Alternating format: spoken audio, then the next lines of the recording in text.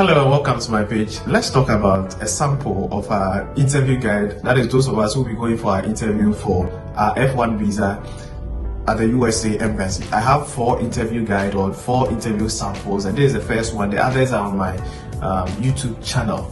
Now this one I'll be a little quiet. I'll be talking to myself in regards to how things happen when you go into the place to do your to the embassy to do your interview.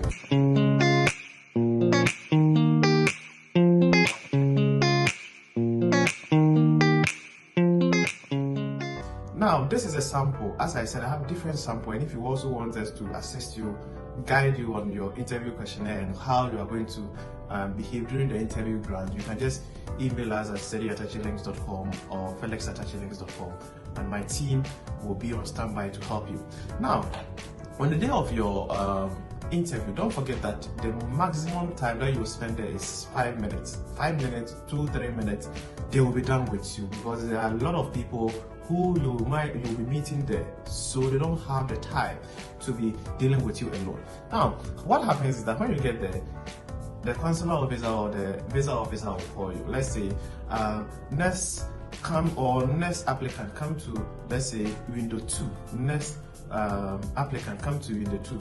Then when you go there, what you have to do as an interviewee is to greet. So, good morning.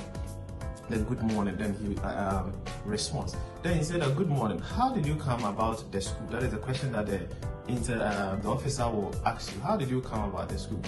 Then you see that I came by the school through the internet, through my surfing through the internet. That is how I came by the school. Mostly keep your answers short and simple. Don't usually elaborate. Most of the times, don't elaborate much. Keep them short. Now, the second one that the officer will ask you is that why did you choose this school and this course?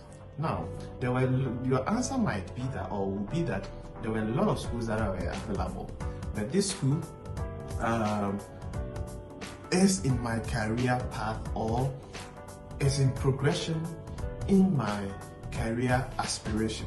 So here you mean that you have based on what you've done, based on the certificates that you have, the schools that you've been, you think that this course is in your career path, and the school that you've selected, based on how the school is, what do we call it? It's done. How the school has a lot of facilities, the school has good lecturers, the school is known to be among the top 5 or the top 10 or the top 20 or the top 100 schools in, let's say, USA. Then you just state that and you are good to go. Now, you can also tell the consular officer that you had a lot of schools, you applied for a lot of schools. If you have that evidence, you just show it to the visa officer that you had a lot of schools, but you thought that this school and the course per se, they both fell into your career aspiration. Now, she might look on your I-20 and say, okay, maybe I saw that you have a standardized test.